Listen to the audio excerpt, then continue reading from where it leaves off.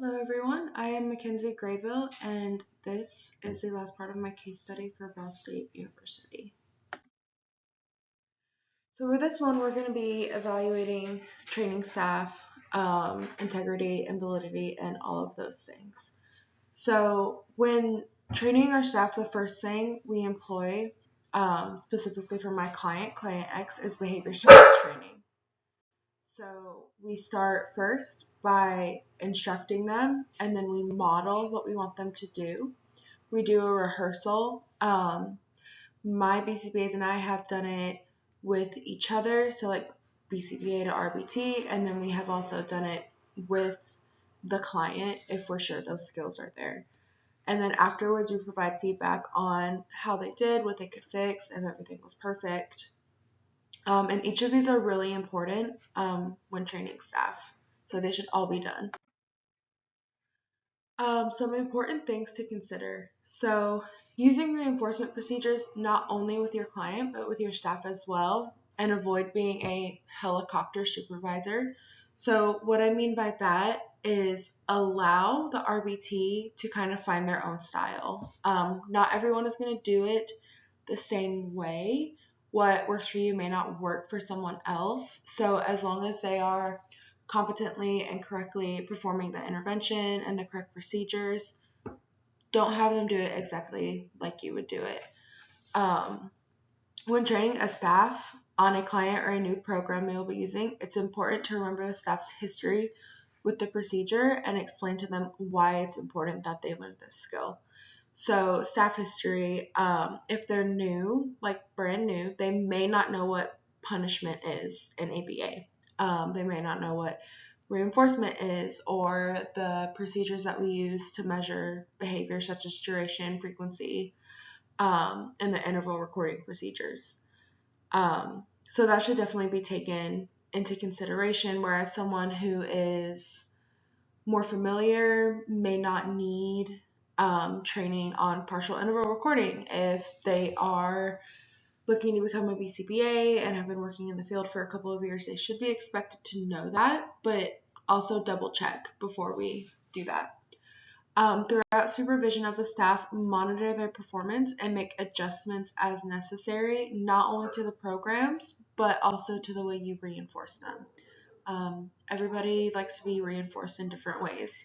Some people may like praise, some people might just like a pat on the back and go about their day. It's important to recognize that. So, performance monitoring and feedback. So, supervision occurs at 5% or more per month, which is based off of the hours that the staff member works, and this is what is required from the BACB. Throughout supervision, we are looking at several things.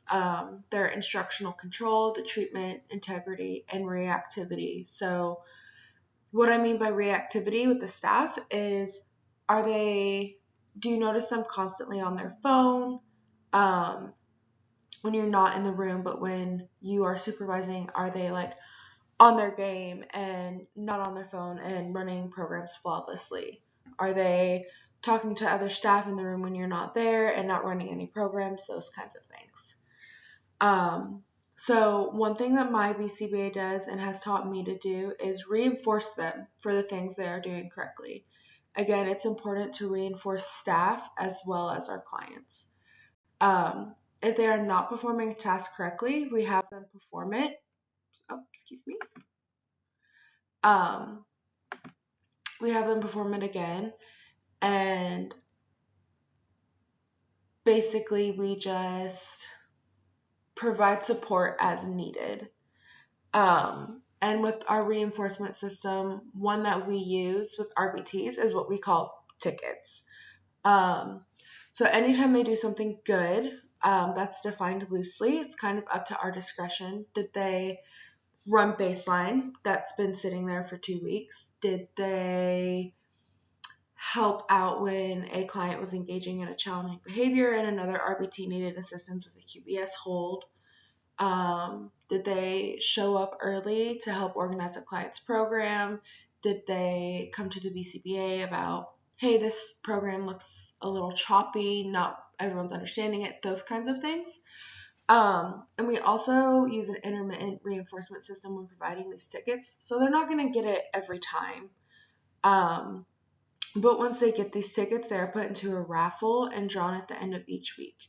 If their name is drawn, they receive a gift card to various places. And again, in addition to the reinforcement system, we can discuss on the outset of them starting how they like to receive reinforcement. Again, like I said, not everybody likes praise, but some people getting praise in front of everyone at the clinic may be a really big reinforcer for them. So it's important to recognize that.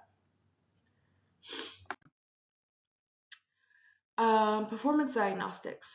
So before supervision, both the BCBA and RBT complete a sheet that details how they're feeling that day. Are you sick? Is there stuff going on at home?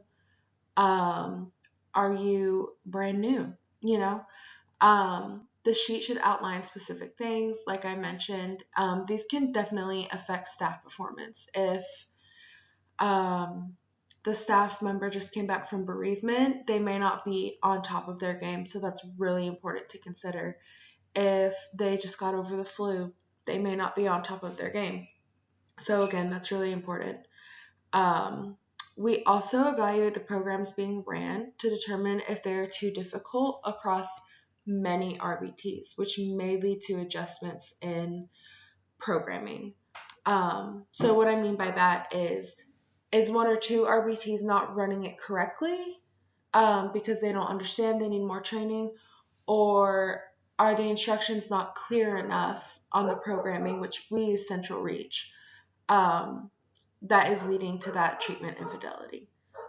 So if that's the case and everyone is really confused and they're unsure of how to run it, we can provide training, or that may lead to adjustments in the programming and how it is ran. You might have to break it up into specific parts. Another important thing to consider is the functions of behavior. So when supervising, is the RBT engaging in avoidance behaviors by not running a specific program that should be ran every day? Let's see. Are they talking to you about programs that have been discussed before as a way to escape running that program? Those kinds of things. So those should also be looked at. And again, that kind of falls into like reactivity. So treatment integrity, procedures that have a high level of treatment integrity are more likely to be effective than those that have low integrity. We measure this during the supervision with RBTs, and if there are major errors, they are corrected right there during supervision. Validity. So does the treatment actually target what we say it does? Using the correct data collection tools can help us determine the validity when targeting challenging behaviors, and this is going to make it easier for the RBT to perform the proper data collection as well. So personally, I have not measured validity with my client and the staff that is with them. But after speaking to my BCBA, we decided it could be done by reviewing the data, looking at what type of measurement system is being used, and making adjustments as needed to the type of data collection we use. So if we want to measure how long a client is engaging in a tantrum, but we only have the frequency of tantrums, it's probably not the correct measurement tool. We should probably change that to duration. Whereas if the client engages in a whole bunch of tantrums daily, but they're like 30 seconds, we might want to use frequency for that. Just to make sure that we are using the correct measurement system. It's going to give us the best depiction of the behavior that we are targeting for increase or decrease. Thank you for watching.